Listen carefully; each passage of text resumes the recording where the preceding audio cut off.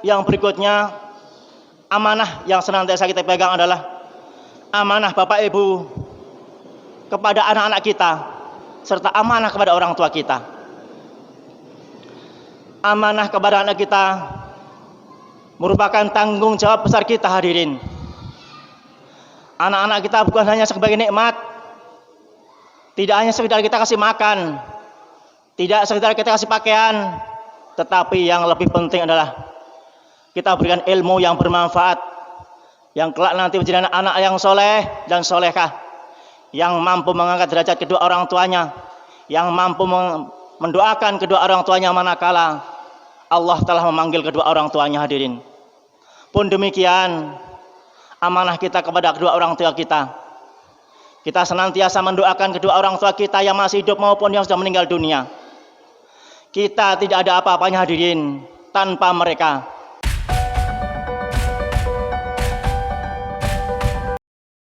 Bismillahirrahmanirrahim.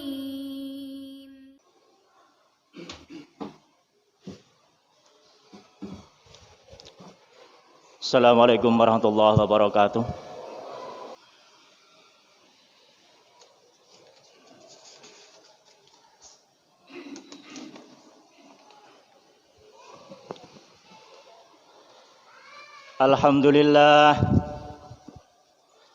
Alhamdulillahilladzi khalaqal mauta wal hayata liyabluwakum ayyukum ahsanu amala.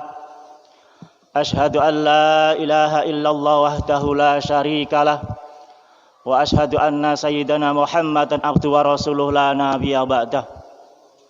Allahumma salli wa sallim wa barik ala sayyidina Muhammadin wa ala alihi wa sahbihi ajmain, amma ba'd. Faya ayuhan nas, ittaqullah haqqa tuqatih wa la tamutunna illa wa antum muslimun. Ma'asyiral muslimin wa zumratal mu'min rahimakumullah. Adalah Allah Subhanahu wa taala pernah berfirman dalam Al-Qur'an surat An-Nisa ayat 58. A'udzu billahi minasyaitonir rajim. Bismillahirrahmanirrahim. Innallaha ya'murukum an tu'addul amanati ila ahliha wa idza hakamtum bainan nasi an tahkumu bil adli. Innallaha ni'ma ya'idukum bih. Innallaha kana sami'an basira. Kata Allah, sungguh Allah menyuruh kamu menyampaikan amanah kepada orang yang berhak menerimanya, dan menyuruh kamu apabila menetapkan hukum di antara manusia, supaya kamu menetapkan dengan adil. Sesungguhnya Allah memberikan pelajaran yang sebaik-baiknya kepadamu. Sungguh Allah adalah maha mendengar lagi maha melihat. Ma'asyiral muslimin wa zumratal mu'min rahimakumullah. Orang yang beriman hendaknya senantiasa memegang amanah. Kalau orang yang beriman tetapi tidak amanah, maka keimanannya sangat dipertanyakan. Hadirin, orang yang beriman adalah orang yang senantiasa mentauhidkan Allah Subhanahu wa taala, yang senantiasa menjunjung tinggi amanah serta memberikan rasa aman bagi orang lain di sekitarnya. Ma'asyiral muslimin, jemaah rahimakumullah. Setiap kita adalah pemimpin, dan setiap pemimpin adalah pemegang amanah bagi dirinya maupun orang lain. Hadirin, kata mufasir, setidaknya ada 3 golongan dalam urusan amanah ini. Yang pertama adalah amanah seorang hamba kepada Allah Subhanahu wa taala. Ma'asyiral muslimin, jamaah rahimakumullah. Hendaknya kita mentauhidkan diri kita kepada Allah, janganlah sekali-kali kita menyekutukan Allah Subhanahu wa taala. Dalam hal ini, hadirin, kata Rasulullah, nanti di akhir zaman orang tidak lagi menyembah berhala, orang tidak lagi menyembah langit atau bumi, matahari dan sebagainya. Orang tidak akan lagi menyembah bulan, maupun gunung. Tetapi hadirin, sifat syirik ini tidak mewujudkan dalam suatu benda, tetapi kadang-kadang ibadah kita lah menyembah Allah, tetapi sesungguhnya kita masih diiringi sifat riya, sifat sombong, ingin dipuji, ingin disanjung dan sebagainya. Hal inilah yang senantiasa membayangi diri kita. Sudahkah kita betul-betul bertauhid Allah Subhanahu wa taala? Ma'asyiral muslimin jamaah rahimakumullah. Seringkali manakala di satu kantor atau tempat kerja kita, manakala kita dikumandangkan adzan, kita lebih berat meninggalkan pekerjaan kita. Kita lebih berat meninggalkan dagangan kita. Seringkali kita melihat hal ini sudah terbiasa. Mau sampai kapan kita seperti ini hadirin? Mungkinkah kita akan hidup selamanya? Mungkinkah kita akan hidup di ini selama-lamanya hadirin? Ketika Allah memanggil untuk memindahkan diri kita kepada Allah Ta'ala, seberapa besar tauhid kita, seberapa besar keimanan kita kepada Allah Subhanahu wa Ta'ala. Sudahkah kita terketuk hati kita menjadi hamba-hamba yang takwa dari Allah Subhanahu wa Ta'ala? Hadirin, selalu khatib saya berwasiat pada diri sendiri dan pada jamaah umumnya, sekali lagi bahasanya, mari kita tingkatkan keimanan kita dan ketakwaan kita kepada Allah Subhanahu wa Ta'ala dengan semaksimal mungkin, yakni dengan menjalankan semua apa yang diperintahkan Allah Subhanahu wa Ta'ala serta menjauhi semua apa yang dilarang Allah Subhanahu wa Ta'ala. Begitu pula tauhid kita kepada Allah Ta'ala dengan hati yang bersih, niat ikhlas kepada Allah Subhanahu wa Ta'ala.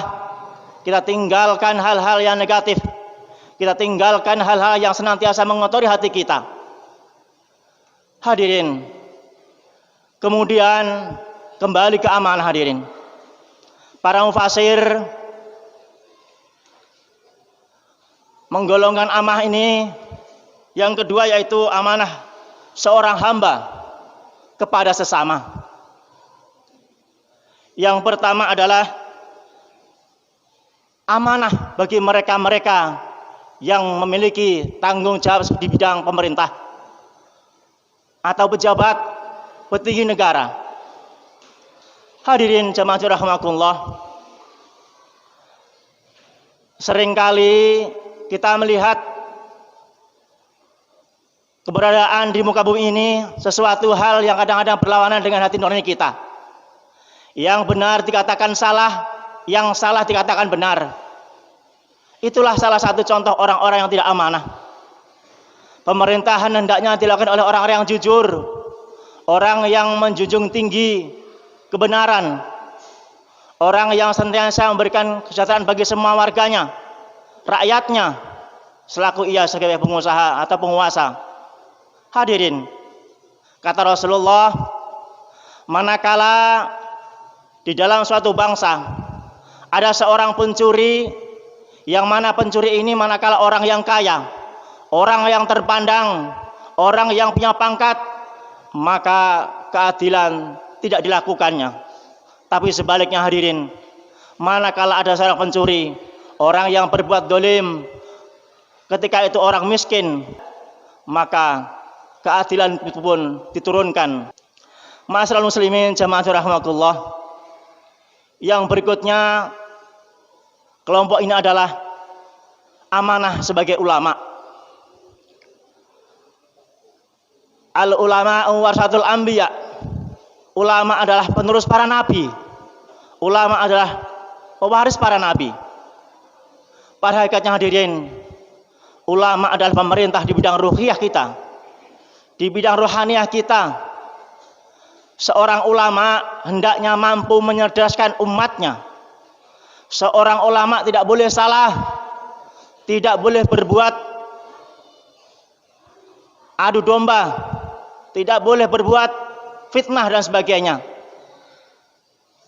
Tetapi hadirin, seorang ulama hendaknya mampu menyatukan umatnya, mampu menyejukkan umatnya, mampu menggandeng umatnya. Dan seorang ulama tidak boleh membela salah satu suku, salah satu golongan atau lainnya. Tetapi sebagai ulama adalah orang-orang yang senantiasa bagian terdepan, yang mampu menggandeng umatnya, mencerdaskan umatnya menjadi yang terbaik baik dunia maupun akhirat. Ma'asyiral muslimin, jemaah rahimakumullah. Lalu bagaimana dengan kita yang bukan ulama, hadirin? Kita yang bukan ulama senantiasa kita mendekati mereka, kita menyayangi mereka para ulama. Jangan lagi kita menyalahkan mereka, tidak lagi kita mengadu domba mereka, meskipun dunia di sana sangat kejam. Satu di antara lain, mereka terpecah belah, tidak peduli si A si B, yang penting ada di media massa, dan mereka adalah korban dari media massa itu sendiri.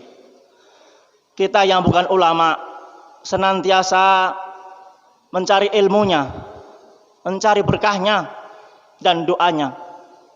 Mudah-mudahan para orang alim ini senantiasa dari Allah Subhanahu wa taala yang nanti mampu menggandeng kita manakala kita hadapan Allah dan Rasulnya nanti. Hadirin, kata Rasulullah, di akhir zaman nanti para umat dan rakyatnya akan meninggalkan ulama dan fuqaha. Lalu manakala umat dan rakyatnya ini meninggalkan ulama dan fuqaha, maka Allah akan menurunkan 3 laknat kepada umatnya. Yang pertama, hadirin, orang yang senantiasa meninggalkan ulama dan fuqaha akan senantiasa tidak berkah di dalam hidupnya. Anaknya tidak berkah, rezekinya tidak berkah, pekerjaannya tidak berkah, dagangannya tidak berkah. Semua sia-sia belaka. Meskipun hartanya banyak, tidak ada rasa kenyang, tidak ada rasa nyaman, bahkan keteduhan hati pun tidak ada. Laknat dari Allah SWT yang kedua, orang yang akan meninggalkan dan lari dari ulama dan fuqaha akan diturunkan pemimpin-pemimpin yang zalim, pemimpin-pemimpin yang senantiasa berbuat jahat kepada rakyatnya, pemimpin-pemimpin yang senantiasa mendolimi rakyatnya, jauh dari kesejahteraan, jauh dari kemakmuran, dan jauh dari hal-hal yang sifatnya menyenangkan umatnya dan rakyatnya, hadirin. Dan yang ketiga, Allah akan melaknat orang yang senantiasa meninggalkan para ulama dan fuqaha, yakni manakala ia meninggal, ia dalam keadaan su'ul khotimah. Naudzubillah, tsumma naudzubillah. Ma'asyiral muslimin, jamaah rahimakumullah. Kemudian yang berikutnya, amanah yang senantiasa kita pegang adalah amanah Bapak Ibu kepada anak-anak kita, serta amanah kepada orang tua kita. Amanah kepada anak kita merupakan tanggung jawab besar kita, hadirin. Anak-anak kita bukan hanya sebagai nikmat, tidak hanya sekedar kita kasih makan, tidak sekedar kita kasih pakaian, tetapi yang lebih penting adalah kita berikan ilmu yang bermanfaat, yang kelak nanti menjadi anak yang soleh dan solehah, yang mampu mengangkat derajat kedua orang tuanya, yang mampu mendoakan kedua orang tuanya manakala Allah telah memanggil kedua orang tuanya, hadirin. Pun demikian, amanah kita kepada kedua orang tua kita. Kita senantiasa mendoakan kedua orang tua kita yang masih hidup maupun yang sudah meninggal dunia. Kita tidak ada apa-apanya, hadirin, tanpa mereka. Kita tidak akan berhasil sukses hidup di dunia ini dengan sesuai dengan kemauan kita tanpa air mata mereka, hadirin. Kita tidak akan sukses kehidupan kita dunia akhirat tanpa doa-doa mereka. Kesempatan yang baik inilah, hadirin, mari kita membersamai orang tua kita yang masih hidup, bantu mereka, berbagi sama mereka. Pun demikian yang sudah meninggal, jangan sentilnya kita mendoakan mereka. Mudah-mudahan Allah Subhanahu wa taala mempertemukan mereka dan kita kelak di surganya Allah Subhanahu wa taala nanti. Amin. Berikutnya, hadirin, amanah yang tidak kalah penting adalah amanah terhadap diri kita sendiri. Hadirin jamaah rahimakumullah, kita seringkali tidak sadar sering mendolimi diri kita sendiri, meskipun tanpa kita tahu. Kenapa tidak? Kita mungkin tidak pernah merasakan bagaimana jadi orang sakit yang sangat parah, tidak pernah merasakan orang yang cacat, tidak merasakan kekurangan baik fisik maupun rohani. Tetapi kita seringkali seakan-akan seperti orang yang lumpuh ketika dikumandangkan adzan Allah, dikumandangkan panggilan Allah SWT, kita enggan untuk ke masjid. Ketika orang minta tolong, kita enggan untuk menolongnya. Ketika ada anak yatim minta dibantu, kita enggan untuk membantunya. Kita tidak sadar kita telah mendolimi diri kita. Badan kita ingin sedekah, mata kita pun ingin sedekah, hadirin. Kaki kita juga ingin beribadah, tangan kita pun demikian. Maka sisa waktu yang ada kita manfaatkan sebaik mungkin. Mudah-mudahan Allah Subhanahu wa taala senantiasa memberikan kita kesehatan panjang umur, sehingga sisa-sisa hidup kita ini bisa memanfaatkan kita untuk beribadah kepada Allah Subhanahu wa taala dengan semaksimal mungkin, yang pada giliran nanti ketika dipanggil Allah Subhanahu wa taala kita dalam keadaan husnul khotimah. Amin ya rabbal alamin. Demikian tadi, mudah-mudahan kita tergolong orang-orang yang pandai menjaga amanah dan sekaligus menjadi orang-orang yang diridhoi Allah dan Rasulnya ketika nanti di hadapan Allah Subhanahu wa taala dipertanggungjawaban amanah yang kita emban nanti. Barakallahu li wa lakum fil Qur'anil azim wa nafa'ani wa iyyakum bima fihi minal ayatil hakim. Aqulu qouli hadza wa astaghfirullaha innahu wal ghafurur rahim.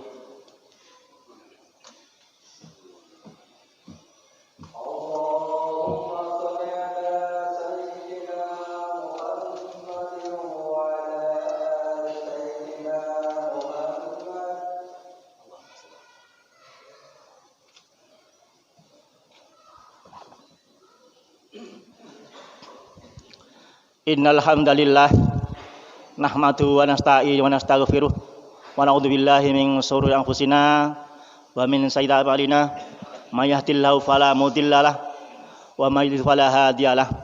Asyhadu an la ilaha illallah wahdahu la syarikalah wa asyhadu anna sayyidina Muhammadan abduhu wa rasuluhu nabiyya ba'dah. Allahumma shalli wa sallim wa barik ala sayyidina Muhammadin wa ala alihi wa sahbihi ajma'in, amma ba'd. Fa ya ayuhan nas ittaqullah